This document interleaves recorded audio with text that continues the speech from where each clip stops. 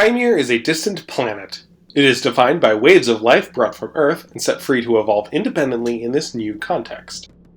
The indigenous life of the planet, swarms of microbes called magic by the people who live there, are what harvest Earth organisms and make copies on Kaimere.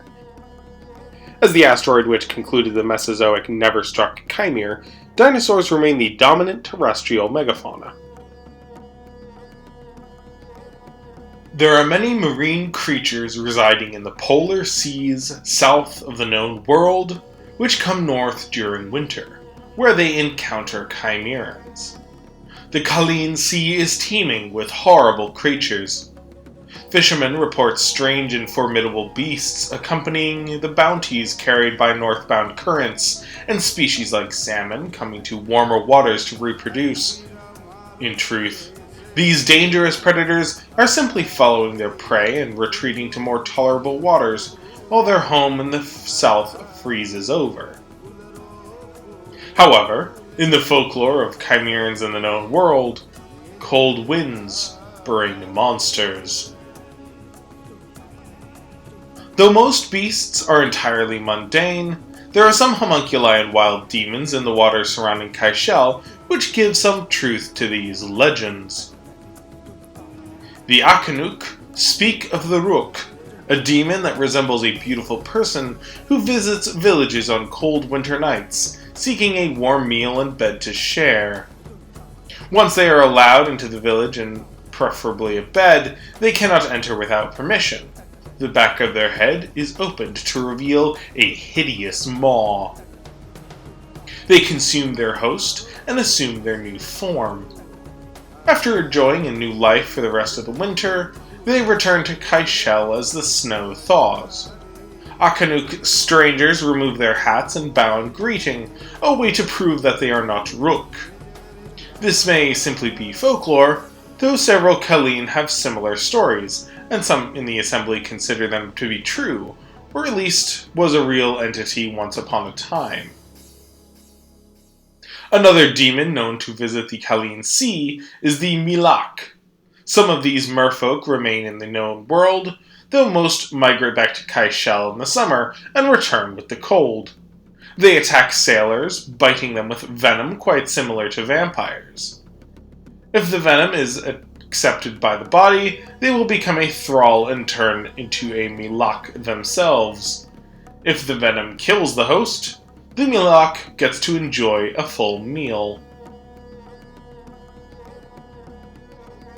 An infamous bird that sometimes follows the northbound currents from Kaishel is the Shul. These are firebirds, thought to be relatively close to raptorial urfugels given their venomous bite, though some advocate for a closer relationship with Indrakos and other Picardian grebes. While quite vulnerable in open water, they are dangerous predators on the coast and have slain many chimerans. They hunt a wide range of fish, seal, and cetacean. As they don't do well in open waters, a vast majority of Shul remain in Kaishel. This rarity only adds to the mystique when they do come to the known world and turn man-eater if they struggle to find more familiar prey. Many have inspired legends of vengeful and ravenous monsters. While some of these stories are exaggeration, or at least have a natural explanation, there is at least one case of a Shul exceeding even the most frightening reputation. This was Hezuki, a demon of frost and famine. Although the assembly never encountered the Hezuki, second-hand accounts have allowed for a fairly comprehensive understanding of the demon and her progeny. Most demons known to chimerans in the assembly are homunculi, magical creations by the first children. What is not widely known is that the first children may have domesticated the magic to make homunculi. The strains of enhancing and adapting a host already existed in the wild. Bascula maldus is a famous example of such a hive, turning their host into a ravenous monster, as magic has extremely high metabolic demands. Hezuki was a Shul possessed by an extremely potent strain of wild magic that appears to have been related to or even within the same strain, which was eventually domesticated to create witches. She was not only capable of controlling a Azul that she possessed and animate the corpses of people, the temperature around her was extremely cold. Like many demons, she was all but impervious to mortal weapons.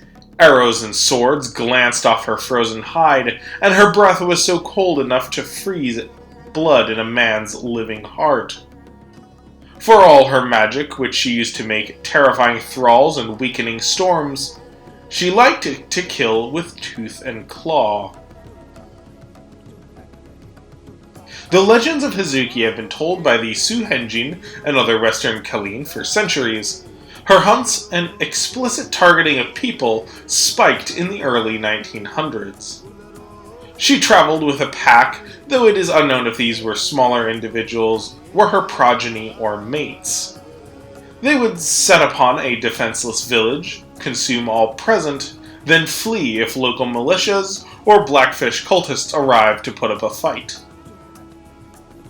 It was into this scenario that the Aquatic whaling ship was wrecked by a cachalot and ran aground on the island of Suhenjin territory, as detailed in the 7th story in my first anthology, titled Of Frost and Famine.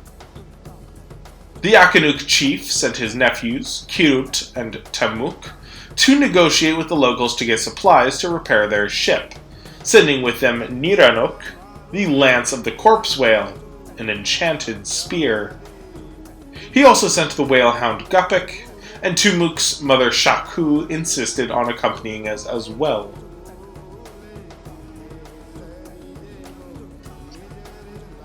The four arrived at Haket, a Suhenjin village. The matron of the village, a young woman named Arima, had been assured by the blackfish cultists that a militia would arrive to aid in the defense of their town, but only one of their warriors was present. He instructed the villagers to go about their lives, despite rumors of nearby settlements being wiped out.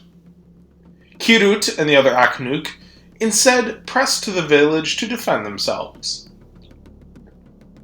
The whalers don't know about the Hezuki, but they did know that a threat should not be ignored. Kirut and the villagers agreed to prepare for a fight. A snowstorm in summer was their prelude to the dangers ahead. As the demons picked off the outlying villagers, their reanimated corpses were sent in to spread discord and fear. Even so, the villagers put up a valiant resistance, learning Hezuki are afraid of fire, and the demons were chased off. Haida the Blackfish admitted the plan was to let the demons have their feast, and then the militia would come in and finish them off, which they were bloated and weak. All demons need to eat a lot to sustain themselves, after all. Now that the demons had been shown the strength of the village, they would continue to patrol the waters far away, slaughtering any too weak to defend themselves. In showing strength, Kirut and the village had doomed their neighbors. Kirut then set a trap and lured back the Hezuki. With the aid of whale oil and his ancestor's spear, the Hezuki pack was slain. However, the white demon escaped, retreating south whence she came. During the following years, Kirut studied all he could about demons, discovering their vulnerabilities. He learned that they were reliably weak to enchanted weapons, like his clan's spear, and with the help of an Eskadine pirate named Haruin, managed to acquire another magical weapon, a Picardian throwing knife. When rumors of villages slain amidst a summer blizzard, Kirut knew that the Hezuki had returned. He was determined to destroy the demon, feeling responsible for all the lives she took after he failed to slay her in Haket. This is where we begin Reaper's Choice in the second anthology, as Kirut and Haruin join a skin changer named Yumi, whose village was slaughtered by the Hezuki. Together, the trio race to vanquish the monstrosity and halt her rampage across the eastern reaches of the Kalin Sea. This trilogy will conclude in Cries Beyond the Known World, as the hunt takes them to Kaishel, birthplace of Hezuki and many other wild demons of frost, shadow, hunger, and silence. Cheers to Ian for sponsoring this episode. Hezuki is a very fun villain to write, especially as we get to know her better. I'm currently writing a frightening sequence featuring her for the next anthology. Next week will be our last October special, and will be an overview of vampires and their history in both Earth and Kaimere, along with some discussion of other Chimeran undead. Thank you to my Patreon patrons for your support. I couldn't do all this without you. Cheers again to Ian for the sponsorship, and of course, thank you for watching. Please do like and subscribe if you haven't already, as it does go a long way in helping the project take off. Have a wonderful day, everyone, and I will see you next week. Cheers, folks!